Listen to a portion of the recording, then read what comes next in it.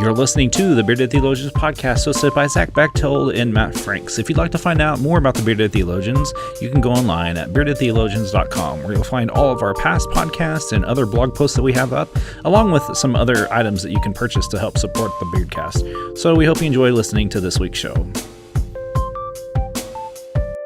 And you're not listening to the NLCS podcast. You're actually listening to the Bearded Theologians podcast, hosted by Matt Franks and Zach Bechtold. We're going to continue our theme in the book of Job during the lectionary readings, and we're looking at, we're reflecting on chapter 38, verses 1 through 7, and 34 through 41. But as Zach and I were talking, and as we were reading through this and looking at it together, one of the things that we kind of realized is that you really should read verse 33 if you're going to, if you're sitting and listening to us on Saturday night trying to figure out a gem for your sermon, I would back up to 33. And if you're listening to us on Saturday night working on your sermon, Lord be with you. So Zach, as we read through this and discussed this a little bit, what are some things that come to your mind? Well, just to give you a little bit of context, even if you've listened to the other two episodes, we on Job, we find, we kind of started at the beginning, we hit the middle, and now we're getting towards the end. And the first 34, 5-ish chapters before this are Job going through all he's going through, whining about it for 30 some odd chapters, and then you finally have this interaction with God. God comes in this whirlwind and begins to speak to Job, begins to answer all of Job's questions that he's had throughout these 37 previous chapters of mourning and lamenting and whining. We talked to the pre-show that it should just have a star at the beginning that says, and Job whined, with an asterisk. If you want to read more, go on. If not, skip to this place. But here we see God come to Job, right, and answers in this whirlwind, and begins with this simple question: who is the darkening counsel with words lacking knowledge? Prepare yourself like a man. I will interrogate you, and you will respond. So God comes and's like, hold on. Let's have this conversation. And then, like Matt said, we hop over to verse 33. And it says, do you know heaven's laws, or can you impose its rule on earth? And to me, that's asking that question of who are you? How did you phrase it when we were talking before? So one of the phrases I used last week in my sermon last week, but I think this can apply to Job all over, like if you had an overarching thing. God is God and we are not. Right.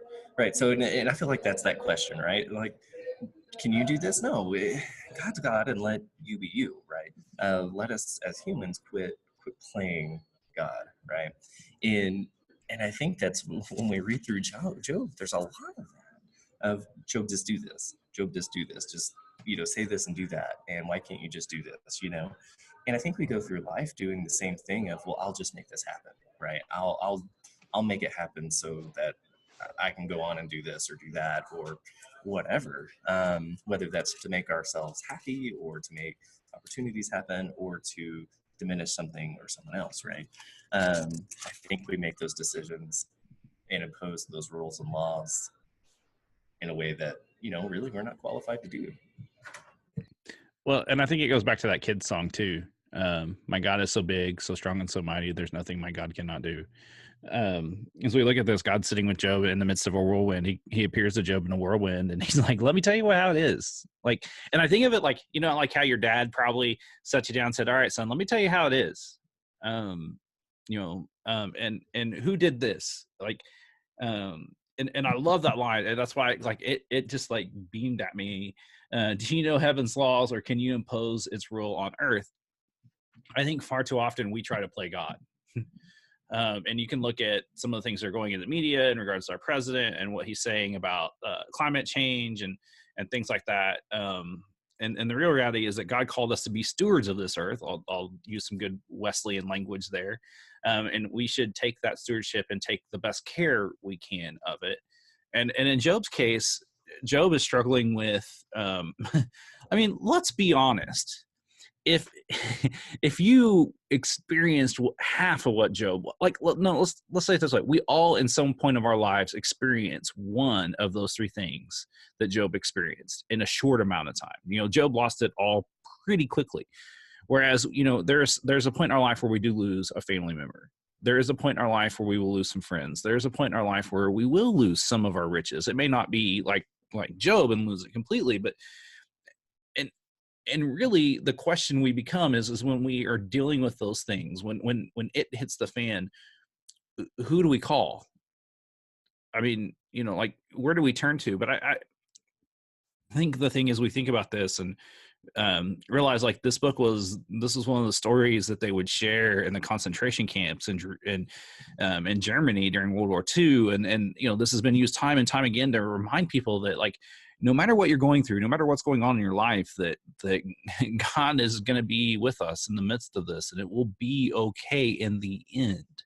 I love that phrase that Resurrection uses, and I've talked about it here a lot, is the worst thing is not the last thing.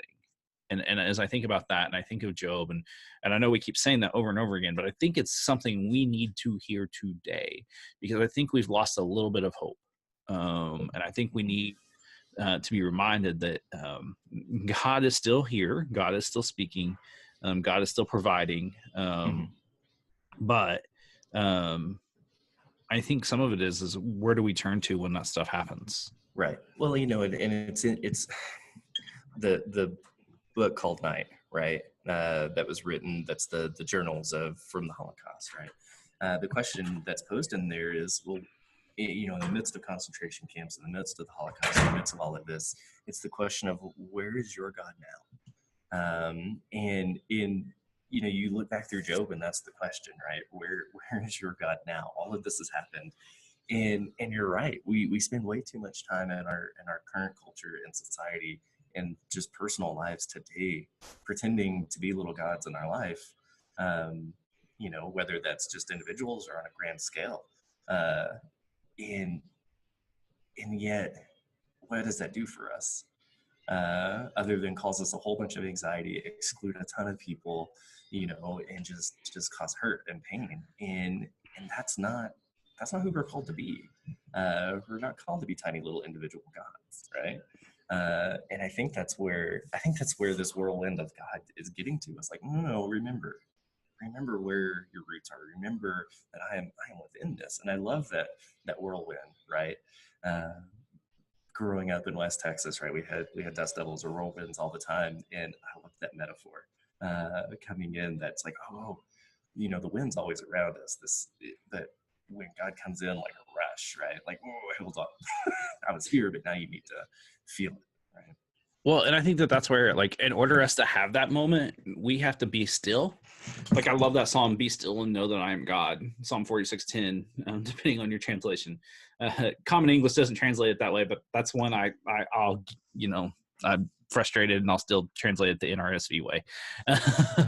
But one of the things I've been thinking about is, and this is something I've been practicing now for 10 days, and it's been really powerful for me in my spiritual walk lately.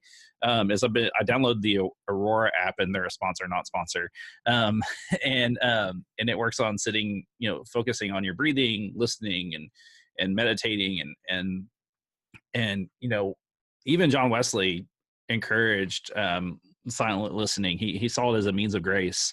And for those of you who don't know, means of grace is one of the things that we talk about quite frequently in Methodism. You can Google it.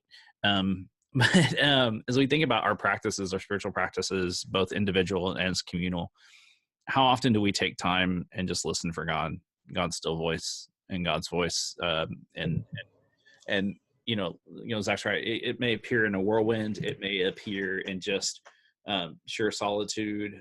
It may just be a warm presence. And I think we have to pay attention to that. And I think as we look at this verse this week, I think that's kind of the thrust of it, is to get us to pay attention to where God is. I think far too often we try to say where God isn't. And we need to, I think if we broaden our horizon and say where God is, it will be amazing to see how much that changes our perspective. And I think that's if we're going to move in a healthier place spiritually in our lives, we need to think about those things. And so yeah, no, I agree. It's that intentionality to go, okay, here we are in the midst of whatever's going on, good, bad, right, or wrong, right? And just say, all right, where are we at? And then I think we have a hard time with that listening part, right? And give yourself that moment to just listen, to be present, and see where God's presence is around you. That's a great tool for the week. So this week I want to encourage you to sit and listen and just pay attention to where God is, and try not to focus where maybe you don't think God isn't. I think if we do that, you'll be amazed to see where God is in your life, and the presence that you'll find, I think will be amazing. And so we want to encourage you to be still. And so I want to encourage you to go on our website, beardedtheologians.com. We've got some great things up on the website. We're working on getting some more blogs. And so if you're interested in writing for us or want to write something, please feel free to share that with us. We'd be glad to host it if it fits within what we're trying to do. We want to encourage you to go on our website, buy some cool gear. This hoodie you can buy on Zazzle. It's a sweet hoodie. I've had this hoodie for a while now, and it's a nice, comfortable hoodie on a day like this. So go online, buy a coffee mug. It's Pastor Appreciation Month, and so find a way to take care of your pastor, bearded or unbearded. They don't have to have a beard to have a bearded theologian thing. As I was talking to a guy yesterday about our podcast, we've had more women on our podcast, I think, than we've had men. And so a beard is not necessary to be a bearded theologian. It's more of a conversation more than anything. And so for the Bearded Theologians, I'm Matt Franks. I'm Zach Bechtold. Thanks for checking us out.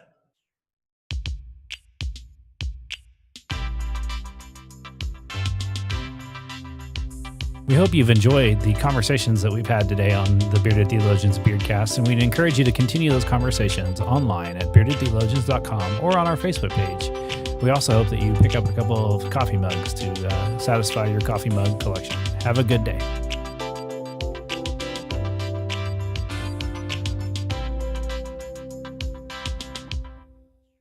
I don't know why I leaned into that so much. I was waiting for you to say Grow Astros for Eddie Irwin. For Eddie Irwin. Eddie doesn't listen. Maybe we should leave this in at the end and say that we called out Eddie at the end.